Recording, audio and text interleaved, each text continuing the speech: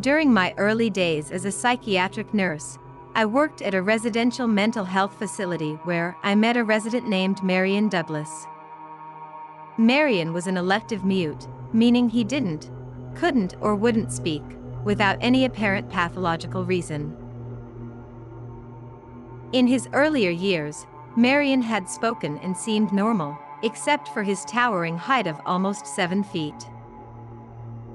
He hailed from the Deep South and joined the military at 19, stationed somewhere in the South before disappearing one night.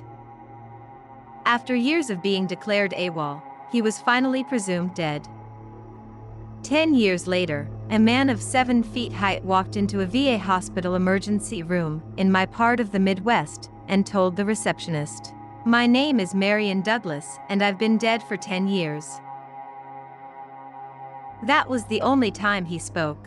He was covered in dust, wearing the same clothes as on the night he vanished. He had no identification or social security number, but they identified him through his fingerprints.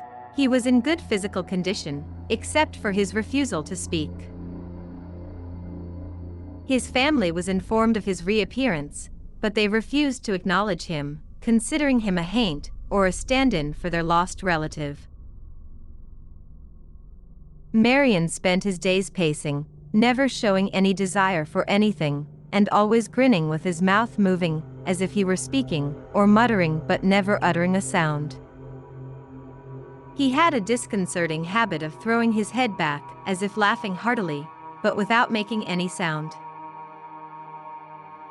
Medications and occupational therapy had no effect on Marion, and he remained in his silent state, pacing around and appearing to listen when spoken to. On my last day at the facility, I saw Marion pacing in the parking lot, throwing his head back to mimic laughter. I have often wondered whether I had been dealing with a ghost all along.